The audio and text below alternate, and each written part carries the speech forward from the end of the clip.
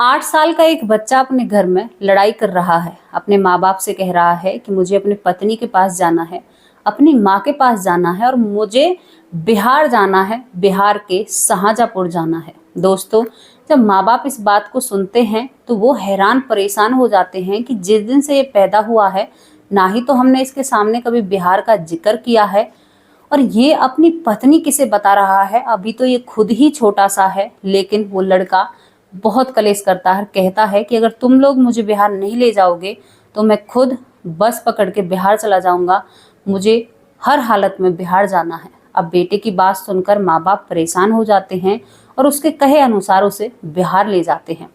दोस्तों, आप यकीन नहीं मानोगे, अपने माँ बाप को एक 8 साल का बच्चा गाइड कर रहा है कि मुझे इस रास्ते से वहां पर जाना है, गाड़ी इधर घुमाओ या गाड़ी उस गली में लेकर जाओ। और एक घर पर जाकर वो गाड़ी रुकवा देता है। गाड़ी से उतरते ही एक घर के अंदर एक महिला बैठी है, उसकी माँ की उम्र की। अब उस महिला के पास जाता है सबसे पहले और उससे कहता है, क्या तुम्हारा हालचाल ठीक है? क्या तुम ठीक हो? तुम्हें वो बीमारी थी, वो बीमारी अब चली गई या अब भी उस बीमारी ने तुम्हारा साथ नहीं छोड़ा है? वो जो माँ की उम्र की उसकी जो वो महिला वहां पर बैठी हुई होती है, तो वो बिल्कुल एकदम उसकी तरफ ऐसे देखने लगती है कि ये इतना सा लड़का है और मुझसे ऐसे बात कर रहा है मानो जैसे मेरा पति हो। अब यहाँ पर वो लड़का कहता है कि हाँ, मैं तुम्हारा पति तो हूँ, क्योंकि वो कहती है इस बात को। तो वो लड़का झट से कह देता है कि मैं तुम्हारा पति तो हूँ, क्या तुम मुझे भूल गई हो? दोस्तों, आखिर क्यों एक लड़का अपने पूरे परिवार को खींचकर बिहार ले जाता है, उस घर में ले जाता है? क्यों वो उस महिला को अपनी पत्नी कह रहा है, जबकि जब से उसका जन्म हुआ है वो बिहार गया ही नहीं है? आप लोगों से एक सवाल करूं, क्या आप पुनर्जन्म को मानते हो? कितने लोग पुनर्जन्म पर विश्वास करते हैं? आप कमेंट बॉक्स में अपनी राय रख सकते हैं। आज की जो स्टोरी हम आप लोगों के लिए लेकर आए हैं वो पुनर्जन्म की स्टोरी है और ये सच्ची स्टोरी है। नमस्कार दोस्तों, स्वागत करती हूँ आप सभी का। हमारा यूट्यूब चैनल है वैष्णवी चौधरी के नाम से और इसी नाम से हमारा फेसबुक पेज है, आप उसे भी फॉलो कर सकते हैं। आज की स्टोरी शुरू होती है महाराष्ट्र के नासिक से। महाराष्ट्र के नासिक में एक घर में एक बच्चे का जन्म हुआ है। जन्म भी वहां पर हुआ है जहां पर माँ बाप बहुत दिनों से कोशिश कर रहे थे कि हमारे घर में भी किसी बच्चे की या बच्ची की किलकारियां गूंजे, तो वहां पर एक बच्चा पैदा होता है। लेकिन बच्चे के साथ कुछ समस्या होती है।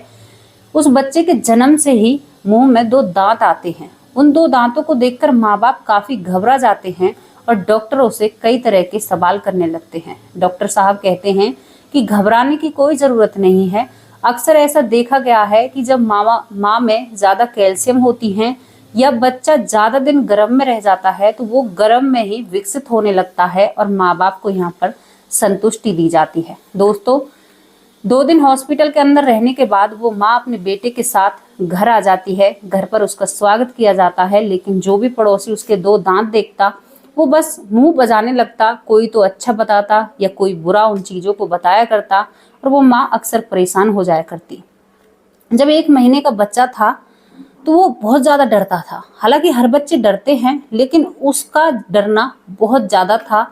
इस चीज से भी वो माँ परेशान हो जाती है। अब बच्चा 6 महीने का होता है, 6 महीने के बाद 1 साल का हो जाता है और जब वो थोड़ा थोड़ा बोलने लगता है, 1.5-2 साल का, तो वो अब सोता सोता चीखने चिल्लाने लगता है कि मुझे मत मारो, मेरा दम घुट रहा है, मुझे मत मारो। जब 2 साल का बच्चा ये बातें बोलता है तो एक माँ पर क्या बीतती होगी, आप अंदाजा लगा सकते हो। इस चीज के लिए भी वो दुखी परेशान माँ अपने बच्चे को ले जाकर डॉक्टर के पास बिठा देती है। कह देती है हाथ जोड़कर कि डॉक्टर साहब, बड़ी उम्मीदों से और मुश्किलों से इसका चेहरा हमने देखा है।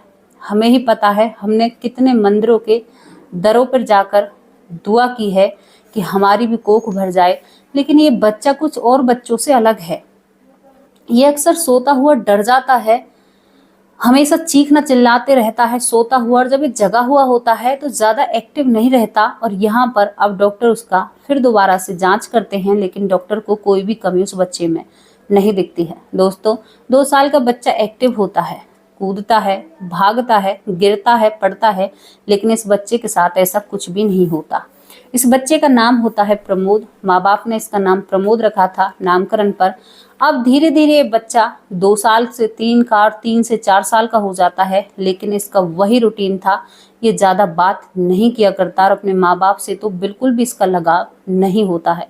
दोस्तों, जैसे ही ये बच्चा 5 साल का होता है, स्कूल भी जाता है, तो स्कूल में भी ये जाते वक्त घर से तो स्कूल जाया करता, लेकिन एक पास ही में महादेव का मंदिर होता है, वहां पर जाकर बैठ जाया करता 6 साल का बच्चा। और माँ जब स्कूल से फोन आया करता, भाई तुम्हारा बच्चा नहीं आया है, तो वो माँ अक्सर इस बच्चे को उस मंदिर से उठाकर घर लाया करती। अब माँ इसका ध्यान रखा करती है, जबरदस्ती इसको स्कूल भेजती है और साथ ही इसके स्कूल जाती है। स्कूल पास ही में था, लेकिन साथ जाती है उसको छोड़ने के, और उसके वापस उल्टी आ जाती है। अब दोस्तों, धीरे धीरे बच्चा 8 साल का हो जाता है, लेकिन ये अब भी ऐसा ही है, एक्टिव नहीं है और गुमसुम सा रहता है। और कोई इसे प्रमोद नाम से बुलाता है तो ये उनके नाम पर बोलता नहीं है, और ये एकदम चीखता है और चिल्लाता है और कहता है कि मेरा नाम प्रमोद नहीं है, मेरा नाम रामकिशन शर्मा है और मैं बिहार का हूँ, मैं यहाँ का नहीं हूँ, मैं तुम्हारा बेटा नहीं हूँ। जब ये बात माँ सुनती है तो कई उनके पास ले जाती है, तांत्रिकों के पास। एक मेरे बेटे पर क्या ऊपर का साया है या कोई ऐसी बात है, क्योंकि देखो अपने बच्चे पर जब कोई परेशानी होती है तो माँ अक्सर घबरा जाया करती हैं और माँ एक सही फैसला लेने की कोशिश करती हैं। दोस्तों, महाकाल के मंदिर में इसका रोज का आना जाना था। ये बच्चा बिल्कुल भी स्कूल नहीं जाता है। अब ये जब 8 साल का हो जाता है तो इसका दोस्त घर पर आकर इसकी माँ को सारी बातें बताता है। माँ सोचती है कि अब इसने दोबारा से मंदिर जाना शुरू कर दिया है और स्कूल नहीं जाता। अब माँ इसका पीछा किया करती है। अब घर से ये कहकर निकलता है कि मैं स्कूल जा रहा हूँ, पीछे पीछे माँ हो लेती है। अब जब देखती है कि ये स्कूल तो गया ही नहीं, दूसरी गली में लेकर और मंदिर में जाकर बैठ जाता है और वहाँ के पुजारी से बात कर रहा है। पुजारी इससे जो लगाव था, क्योंकि डेली ये बच्चा वहाँ पर जाया करता, तो पुजारी भी हैरान हो जाता है कि कितना सुंदर बच्चा है और रोज यहाँ पर आ जाता है। और पुजारी जी भी कहते हैं कि बेटा तुम स्कूल क्यों नहीं जाते। तो यहाँ पर ये बच्चा कहता है प्रमोद कि बाबा मेरा स्कूल में मन नहीं लगता और ना ही मैं यहाँ का रहने वाला हूँ, मैं बिहार का रहने वाला हूँ, मेरा नाम रामकिशन है, रामकिशन शर्मा, और यहाँ पर ना ही ये मेरे माँ बाप हैं, लेकिन हमेशा कहते हैं कि हम ही तुम्हारे माँ बाप हैं और मैं बहुत परेशान हूँ। और यहाँ पर वो पुजारी से बातें करता है तो पुजारी हंसने लगता है, लेकिन एक खंबे के पीछे लुकी हुई माँ इन बातों को सुन लेती है। जब प्रॉपर बेटे की बात सुनती है तो घर आकर वो अपने पति से बात करती है और कहती है जी कुछ ना कुछ तो बात है जो ये लड़का इतना ज़्यादा खोया खोया रहता है, कुछ ना बात है। मुझे अब अपने एक उनका गुरुजी होता है, एक जाने हुए बहुत बड़े यहाँ पर पंडित जी होते हैं जो नामी थे। अब उसकी जो ये प्रमोद होता है इसकी जन्म कुंडली ले जाकर उसकी माँ उस पंडित जी को दिखाती है, और पंडित जी जब जन्म कुंडली खोलते हैं प्रमोद की तो वहाँ पर देखते ही कह देते हैं तुम्हारा बेटा ऐसा है जो सदियों में एक बार किसी का जन्म होता है, उसका वो जन्म है, और कोई इसका अधूरा काम पीछे रह गया है जिसे पूरा करने आया है, और इसी वजह से इसका जन्म तुम्हारे पास हुआ है, इसका ये दूसरा जन्म है।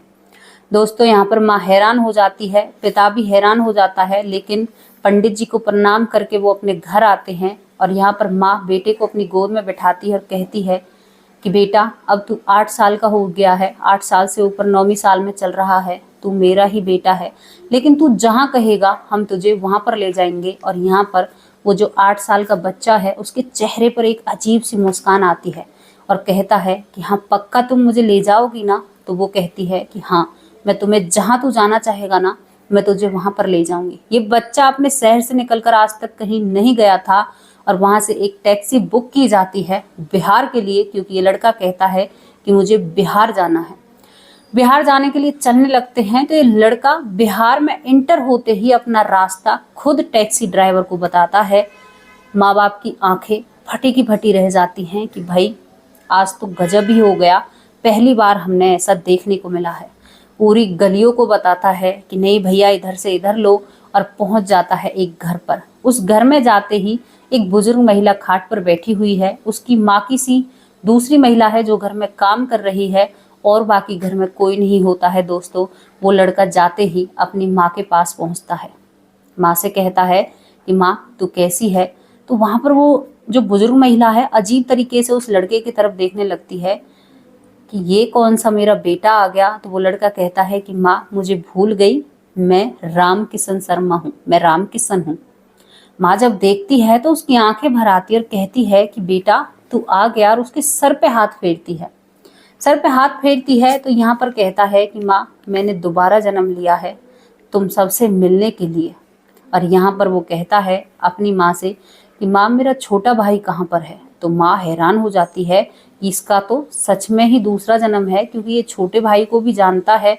अब यहाँ पर कुछ लोगों को यकीन नहीं हो रहा था, तो वो लड़का पूरे घर में एक एक जगह को अपनी माँ और अपनी पत्नी को बताता है कि यहाँ पर मैं ये काम किया करता, इस जंगले से मैं बाहर देखा करता, यहाँ पर मेरी बुक रखी हुई है, क्योंकि पढ़ा लिखा होता है। और माँ को यकीन आ जाता है, लेकिन पत्नी को फिर भी यकीन नहीं होता कि ऐसा हो ही नहीं सकता। माँ रोने लगती है, कहती है तुम्हारा भाई तो पागल हो गया और पता नहीं वो कहाँ पर अपनी जिंदगी काट रहा है। अब पत्नी जो अंगने में बैठी हुई है और सब बातें सुन रही है, लेकिन यकीन किसी पर भी नहीं कर रही है, तो उसके पास जाता है और उसके हाथ को अपने हाथ में लेता है और कहता है कि तुम्हें मेरी बातों पर यकीन नहीं है। तो वो कह देती है कि नहीं ऐसी तो कोई बात नहीं है। तो वो उसको एक ऐसी राज की बात बताता है जो उसे और उसकी पत्नी को ही वो बात पता होती है। जब अपनी पत्नी के कान में वो पर्सनल बात कहता है तो वो पत्नी अलग सा ही रिएक्ट करती है और कहती है कि सच में ही भगवान भी होते हैं और पुनर्जन्म भी होते हैं। और यहाँ पर वो अपनी पत्नी के सर पर हाथ रखता है और कहता है कि तू बीमार रिया करती थी, तेरे पेट में बहुत दर्द बना करता, क्या अब उस बीमारी से निजात तुम्हें मिल गई है। तो यहाँ पर वो कहती है कि हाँ बीमारी से तो निजात मिल गई है। अब यहाँ पर वो एक बहुत बड़ा राज खोलता है। राज क्या होता है दोस्तों, वो उसकी माँ कहती है कि बेटा तुम्हें हुआ क्या था। तो वहाँ पर वो बताता है कि माँ मेरा जो छोटा भाई है, जिसे शायद भगवान ने अब सजा दे दी है, अपनी पत्नी को भी बताता है, अपनी माँ को भी, उसकी जो गंदी नजरें थी वो तुम्हारी इस बहू पर थी जो मेरी पत्नी है। दरअसल इस प्रमोद की जो पत्नी थी बला की तरह खूबसूरत थी उस समय। इस बात का माँ मुझे पता चल जाता है। मैं छोटे भाई को धमकाता भी हूँ, समझाता भी हूँ, लेकिन उसे मैं अपने रास्ते का रोड़ा दिखाई दे रहा था और एक दिन रात को उसने मेरे मुंह पे तकिया रख दिया और सोते हुए को मुझको मार दिया और मैं इस दुनिया से चला गया। दोस्तों महाकाल के मंदिर में, महादेव के मंदिर में वो क्यों जाया करता था, क्योंकि वो महादेव का बहुत बड़ा पुजारी था, बहुत पूजा किया करता शिव भगवान की। तो इस वजह से शायद उस पर एक कृपा हुई है प्रभु जी की, जो उसे दूसरा जन्म लिया है और उसने सारी बातें अपनी माँ और अपनी पत्नी के आगे खोल दी। अब दोस्तों यहाँ पर वो एक भगत टाइप इंसान था, तो वो अपनी माँ से कहता है कि माँ कोई बात नहीं, मुझे मार दिया लेकिन मेरा दूसरा जन्म हो गया है। अब तू कहीं भी भाई तुम्हें मिले तो उसे घर लाना, उसे उसका इलाज कराना, मेरे माँ बाप उसके पैसे देंगे, क्योंकि जहाँ पर उसने जन्म लिया था वो परिवार बड़ा ही अच्छा था, उनके पास पैसों की कोई कमी नहीं होती है। तो कुछ पैसे अपने जो नए जन्म के पिताजी हैं उनसे लेता है और उस माँ को देता है, कहता है कि छोटे भाई का इलाज कराना और वो ही तुम लोगों का ध्यान रखेगा। हालांकि मैं बीच कूच में आता रहूँगा, लेकिन इतना मुझसे नहीं आया जाएगा। और यहाँ पर भाई को मैंने माफ़ कर दिया है। दोस्तों अपने भाई को माफ़ कर कर अपनी पत्नी और माँ से मिलकर वो अपने घर आ जाता है और अपने माँ बाबूजी को गले लगा लेता है। कहता है कि आज से आप ही मेरे माँ बाबूजी हो।